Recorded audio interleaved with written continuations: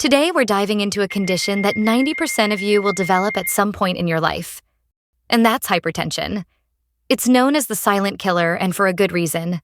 So I'm going to tell you about 10 proven strategies that I recommend to all my patients to lower their blood pressure naturally, without medications. Now, to understand hypertension, you have to understand how blood circulates in our body. For blood to flow forward, it needs to push against the wall of your blood vessels at all times, just like water in a pipe. But as you can imagine, that pressure is constantly changing. When your heart contracts, your blood pressure rises to that top number, the systolic blood pressure.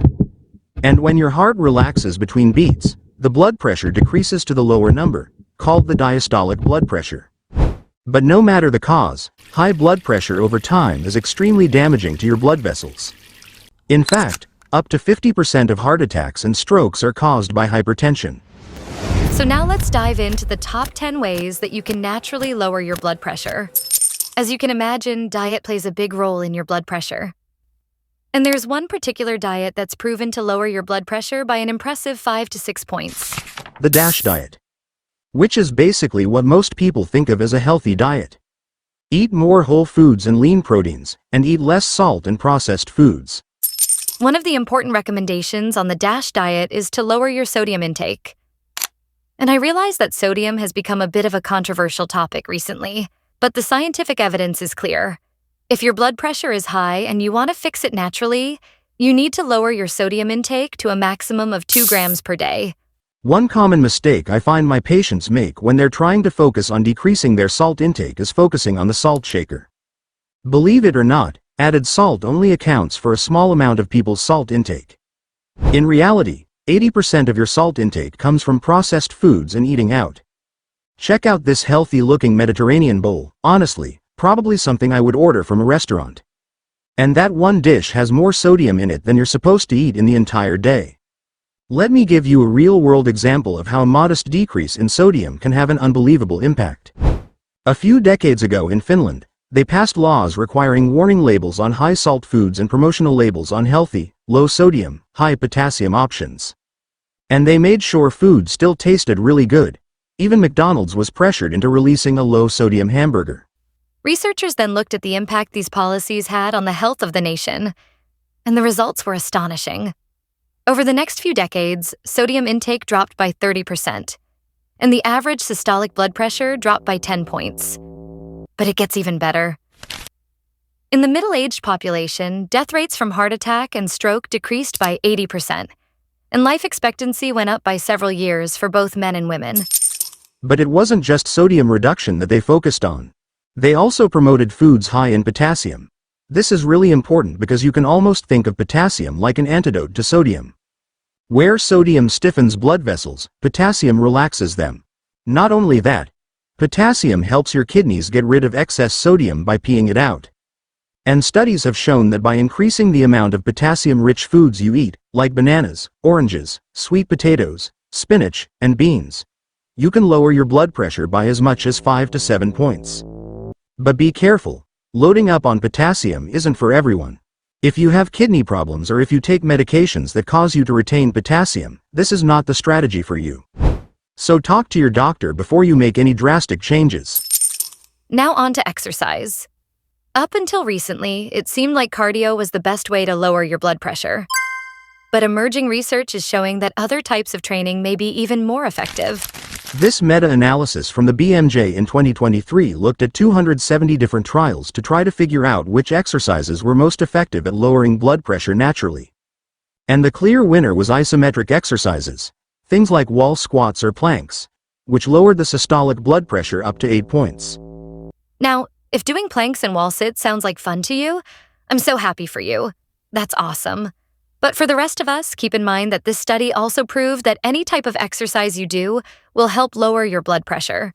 High intensity, low intensity, cardio, strength training, it all makes a difference. So find what works for you. If you're following the DASH diet and you're exercising regularly, then you're probably also going to lose some weight. Which is great, because weight loss is another powerful tool. For every 1 kilogram, or approximately 2.2 pounds, of weight loss, your blood pressure should decrease by 1 point. Now, alcohol is a bit of a sneaky one. It might make you feel a bit more relaxed, which is why people are often surprised to learn that it actually raises your blood pressure, especially if you're having more than 2 drinks per day. And if you needed another reason not to smoke, it also has a really big impact on your blood pressure.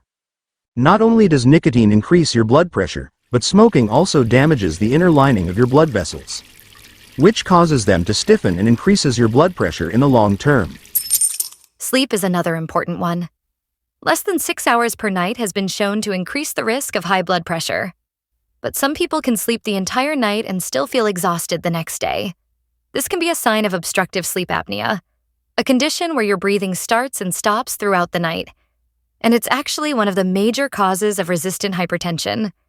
So if you're really tired during the day, even after getting a good night's sleep, or if your partner tells you that you're sort of choking or gasping or really loudly snoring at night, those would be reasons to see your doctor and talk about getting tested. So what about stress?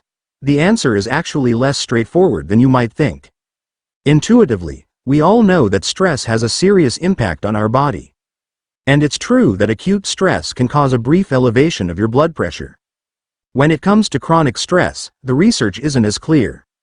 And it seems like the biggest issue is probably how we cope with that stress. Whether it's eating more unhealthy food, or drinking more, smoking more, all of that impacts our blood pressure. So taking a moment to be mindful and think about how you're going to manage stress in a healthy way is really important. Okay, and I'm going to throw this one in just for fun. Studies have shown that pet owners, and particularly dog owners, tend to have lower blood pressure. And one small study showed that the effect of adopting a pet was even greater than a standard blood pressure medication. So let's say you're doing all of these things, and your blood pressure is coming down nicely. What number are we actually aiming for? And can you go too low? The SPRINT trial aimed to answer this question. Researchers compared a target blood pressure of 140 compared to 120 in a large group of adults who had high blood pressure and were at an increased risk of heart disease. And the results were groundbreaking. The group with a lower target had a 25% lower risk of heart attack and stroke, and a 27% lower risk of death from all causes. Although the more intensive treatment did come with some trade-offs, like higher side effect rates, things like dizziness and kidney issues. It's one of the reasons why some of the major guidelines have lowered their threshold for diagnosing hypertension from 140/90 down to 130/80.